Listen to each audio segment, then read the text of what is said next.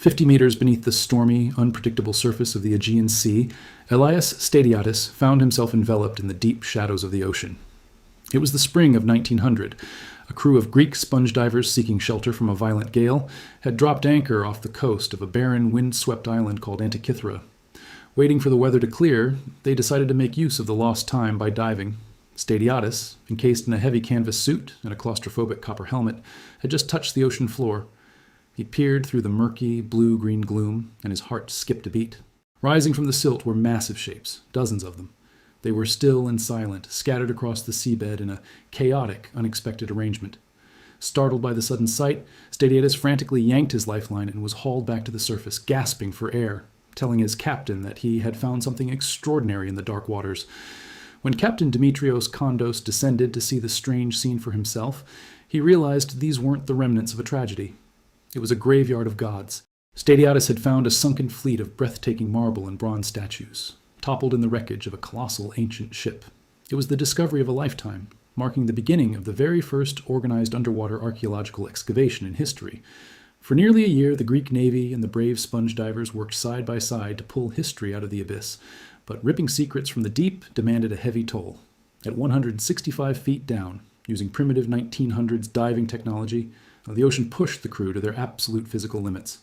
The crushing pressure and the severe risk of decompression sickness took a massive toll on the divers, leaving lasting impacts on their lives. The very foundation of marine archaeology was built upon their immense sacrifice, bravery, and endurance. For months, the world celebrated the recovery of the sunken masterpieces. The Antikythera wreck was lauded as the greatest archaeological salvage in history, yielding marble horses, bronze philosophers, intricate glassware, and thousands of ancient coins. It was a haul of unimaginable wealth, a time capsule from the 1st century BC. But the breathtaking bronze gods were not the most important things on that ship. By 1901, crates of the recovered treasure were unpacked in the courtyard of the National Archaeological Museum in Athens. Amidst the glorious, larger-than-life sculptures sat a pathetic, calcified lump of corroded bronze and rotted wood. It was entirely ignored, dismissed as worthless marine debris.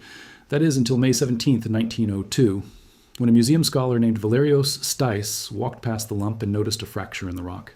Peeking through the crust was something utterly impossible, a perfectly cut bronze gear with triangular teeth. It was a discovery that simply did not fit the established timeline of technology. Finding a precision-cut bronze gear on a ship from the 1st century BC completely challenged our understanding of ancient engineering capabilities. This was the Antikythera mechanism. For more than a century, the 82 surviving highly corroded fragments of the machine taunted historians. It was a black box from antiquity. 30 interlocking gears survived within the rock, but the front half of the device had been lost to the sea, and its ancient Greek inscriptions were microscopic, fractured, and unreadable. The world's greatest minds could only guess at its true purpose. Was it a navigational astrolabe? A simple mechanical toy? For decades, the fragile fragments sat behind museum glass, guarding their secrets, waiting for human technology to catch up to the genius of the ancients. To bridge the gap of 2 millennia, scientists had to unleash the absolute cutting edge of modern technology. In 2005, a joint team from Britain and Greece brought a 12-ton computed tomography scanner, nicknamed the Blade Runner, directly into the museum. This massive machine, custom-built to penetrate solid metal, blasted the bronze with high-energy X-rays, painstakingly peeling back the layers of calcification to reveal the hidden architecture inside. What the X-rays revealed was not a clock, and it was not a calendar. It was an analog computer. The scans exposed a labyrinth of differential gears, a level of mechanical miniaturization that historians believed had not existed until the creation of European clockwork in the 14th century. But the machine remained largely silent until 2018, when a team from University College London reprocessed the raw X-ray data. To decode the fractured text hidden inside the bronze, researchers turned to artificial intelligence. An AI model named Ithaca, developed by DeepMind, was unleashed on the broken inscriptions. While humans struggled to guess the missing letters, the AI predicted them with staggering accuracy, boosting the researchers' reading capability to over 70%. It analyzed the geometric spacing of the eroded bronze, looking at the faintest scratches to rebuild the ancient words. Letter by letter, the AI handed the engineers the literal blueprint to rebuild a ghost.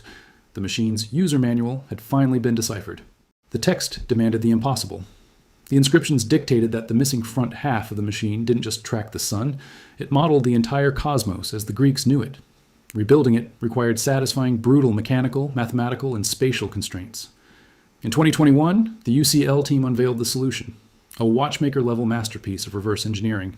They designed a central coaxial output, a brilliantly complex bundle of thin, nested tubes spinning inside each other, allowing multiple displays to share the exact same hub without colliding. The ancient builders had packed 9 distinct layers of gearing into a space of about half an inch. It was a feat of packaging that would challenge modern engineers today. If you stood before the mechanism 2,000 years ago and turned the wooden crank on its side, the cosmos came alive. At the center of the dial sat a tiny dome representing Earth. Around it, a marble-sized ball, half black, half white, physically rotated to show the exact phase of the moon. Concentric rings spun around the Earth, carrying colored beads representing Mercury, Venus, Mars, Jupiter, and Saturn. Because planets appear to occasionally stop and move backward in the night sky, the Greek engineers invented epicyclic gearing, gears riding on top of other gears, to flawlessly replicate this erratic dance. It was a breathtaking mechanical planetarium, but the true, awe-inspiring genius of the Antikythera mechanism was hidden on its back face. This is where the ultimate plot twist of ancient engineering reveals itself. The ancient Greeks observed the sky with profound reverence. To them, the movements of the stars and planets were deeply connected to the events on Earth. An eclipse was not merely a mathematical event, it was a phenomenon of cosmic significance. A darkened sun or a red moon could be interpreted as a sign of major shifts, influencing the decisions of entire civilizations. For a society that relied on understanding these cosmic patterns, knowing precisely when the sky would go dark was a remarkable ability.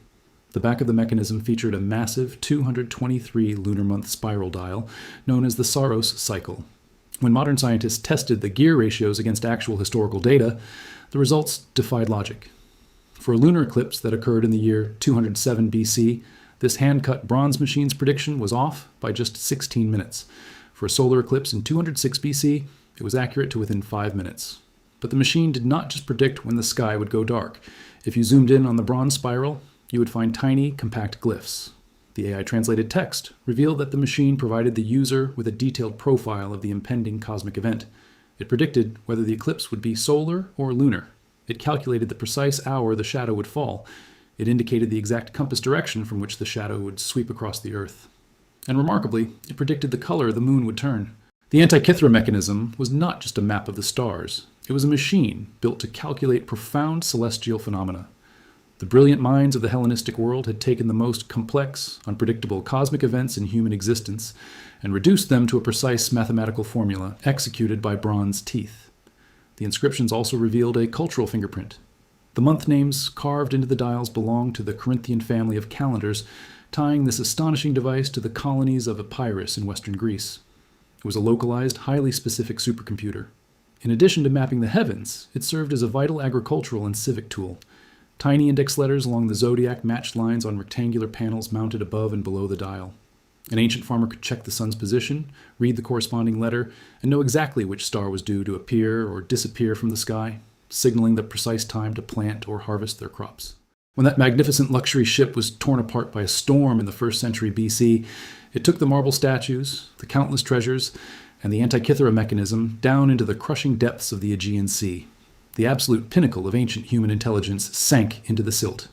The knowledge required to build a machine of this magnitude was completely wiped from the earth, and humanity would not see anything close to this level of mechanical sophistication for another 1,500 years.